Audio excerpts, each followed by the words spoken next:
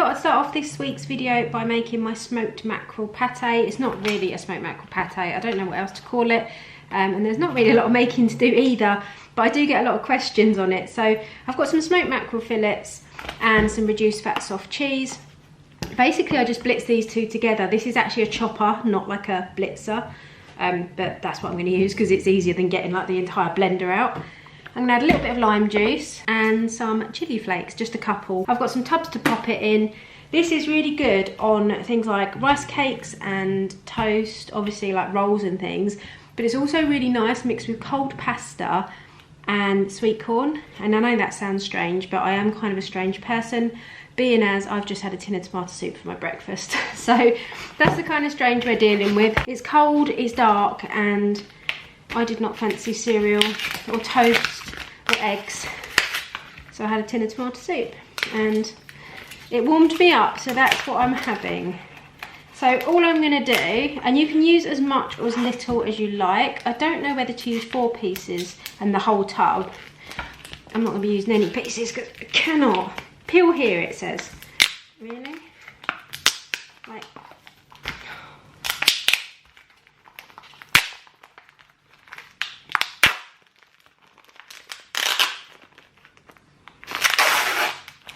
there we go. So all you're going to do is get your mackerel and take the lid off my chopper.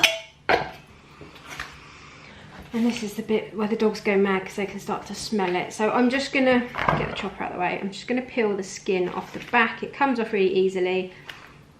It does stay on your fingers, so a lot of hand washing will be needed. And then I'm just going to throw it in. This freezes really well as well, so it's a great one if you like it like for Christmas Day on canapes and things. It tastes very posh and like you can pay quite a lot for smoked mackerel pate. I also make it at Christmas with salmon trimmings, but I do find it harder to find those these days. They used to be in Tesco's and like Asda all the time, but I don't seem to find them as much now. Same method, just use salmon instead.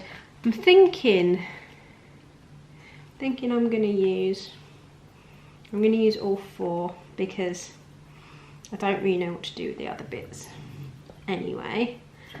And then the whole tub of cream cheese, and then we can freeze it. 2 of my boys absolutely love this.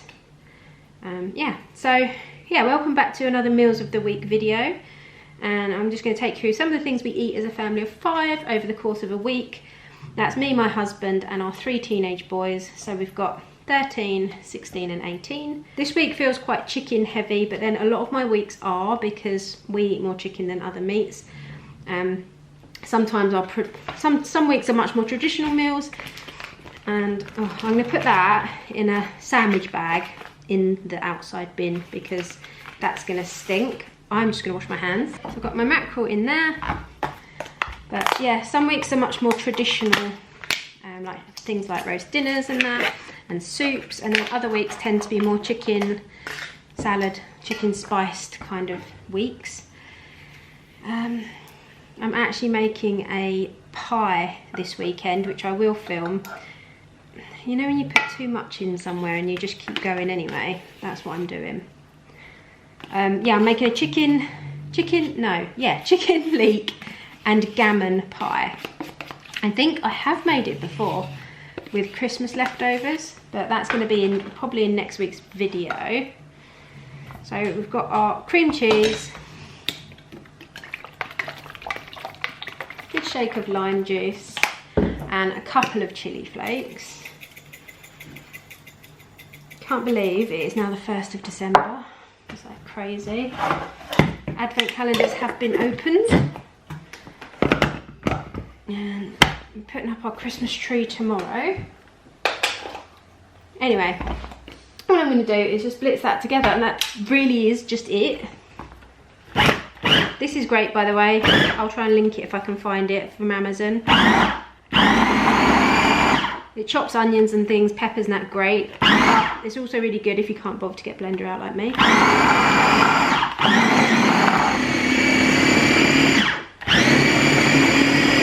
Just push the button on the top. What I like about this is it's small enough to keep like at the front of a cupboard or something. You don't have to like hide it away like the bigger ones. So as you can see, that's looking really good. I'm just gonna scrape around the edges and push some of these bits down. And then the other thing with this is you really don't need that much of it. Like when you're having it on toast or on like crackers and things, it's really flavoured. So there we have it. I've got 2 really decent sized tubs. I've split it into 2. One I'm going to put in the, well, I'm going to put them both in the fridge. One is going to be for crackers and rice cakes and toast for the next few days. And one I'm going to mix with some cold pasta, some sweet corn, maybe some finely diced red onion, sprinkle it with some chili flakes and some coriander, and it's going to make a really nice lunch. Yeah, I just thought I'd show you that. Now let's go and have a look at some of the other things we've been eating this week. So I'm just starting tonight's dinner, and I have butterflied some chicken breast. I'll show you the veg in that in a minute, but I've just put some of this Middle Eastern spice mix over the top, which I know has nothing to do with what I'm making. I've also brushed them with some sweet hoisin sauce, so I'm just going to pop those in the oven. Then in this one we've got baby corn, onion, peppers and asparagus tips, and then I've just put some of the Chinese salt and chili pepper seasoning in there. I've got mushrooms in here because 3 out of the 5 of us like them, so we'll just have those on the top. And I'm going to add some soy sauce and some like ramen noodles. Then we're going to have fresh coriander, chilli, crispy onions and black sesame seeds. I've done it all a little bit separately because sometimes I don't fit everything in a pan, especially when there's 5 of us and I'm doing different vegetables and things. So I'll probably cook the noodles and then mix them in with these veg, top them with the chicken and the mushrooms and the toppings, and I'll show you when it's done. So here we are served up. It's really bright in this kitchen. So we've got our noodles with all our mixed veg, our chicken breast that I did in the hoisin and the Middle Eastern spice and some chili flakes for some reason. We've got some black sesame seeds and some spring onions, coriander, lime juice and fresh chilli. And this is what is for dinner tonight.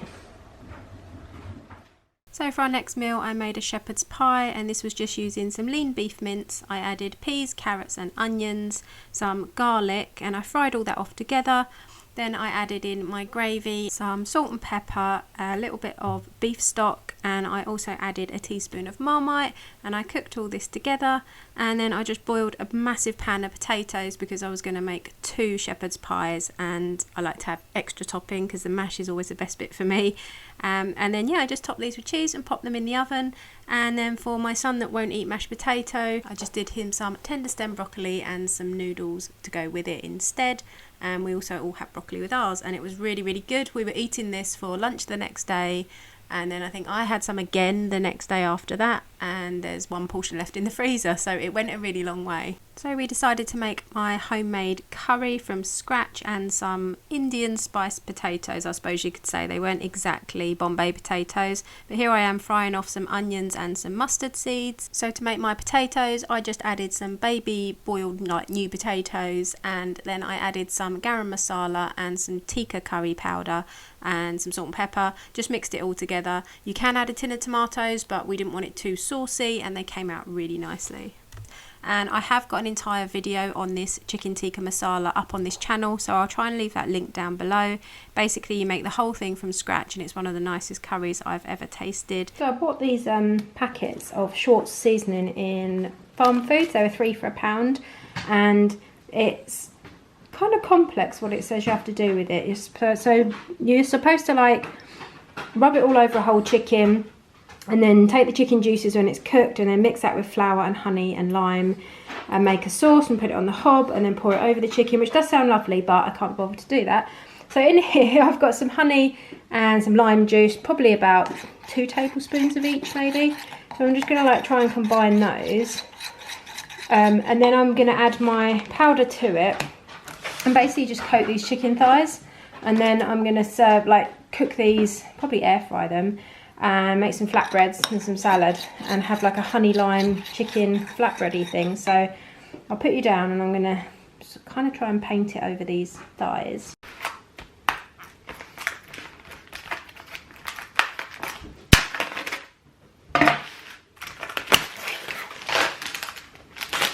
That actually changed my mind. I'm going to just pop them in a bag.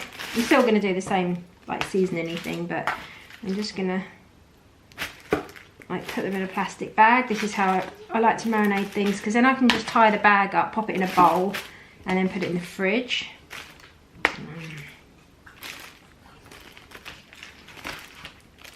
Just chuck this in there.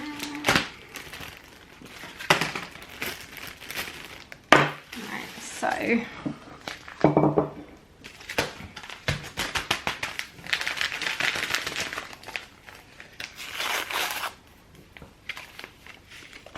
don't know how spicy this is going to be. Oh, it smells nice. It smells very fajitery. But I'm just going to give it a little mix. And then try and get it into the bag without getting it all over me. And my white jumper. Why do I always do these things in white jumpers? I don't know. Because I never learn. And hopefully this will be enough. It smells nice. It says it does a whole chicken, so it should do a whole kilo of chicken thighs. Because I'm thinking a chicken's more than... Anyway, whatever.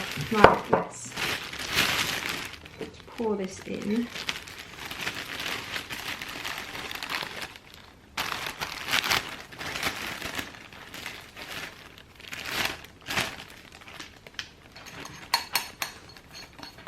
If you don't marinate your chicken in plastic bags, then you're making your life difficult. Right, and then I'm just going to get some of the air out and just give it a good old massage. And once I think it's all coated, I'm just going to pop it in the fridge. It's 12 o'clock now, near enough, so probably eat, I don't know, 6, half 6 maybe. I'm not sure, it depends. Never know when everyone's going to be in these days, but we shall see. Give it a good rub, tie it up tightly. I'm going to put it in a bowl just in case it leaks in the fridge, but it won't. And then that's our chicken done. I'll let you know how it goes later on. So another voiceover from me because the boys were being too noisy for me to actually speak at the time. But yeah, they turned out really, really nicely. I would definitely use this method again. The chicken thighs were really flavoured and really, really tender. And I made homemade flatbreads and topped them with lettuce, onion, peri-naise, and then on top we had a little bit of peri-peri sauce, I can't remember what it was then, and some fresh coriander. Definitely be making this one again, and I love chicken thighs with homemade flatbreads. It's just a perfect combination. This is one of my go-to I don't know what to make for dinners, so I just got a wrap. These are actually brioche ones that I got reduced in Tesco, and I put some tartar sauce on the bottom, 1 cheese slice torn in half, and some iceberg lettuce, and then 3 fish fingers per wrap. And then yeah, just wrap them up and serve them with chips, or in this case croquet potatoes. There's no pretty way to show you these. I wanted to cut them diagonally and arrange them nicely, but then the fish fingers fall out and then everybody moans, so I just thought leave it as it is, they can deal with it, and this is what they had for dinner this evening.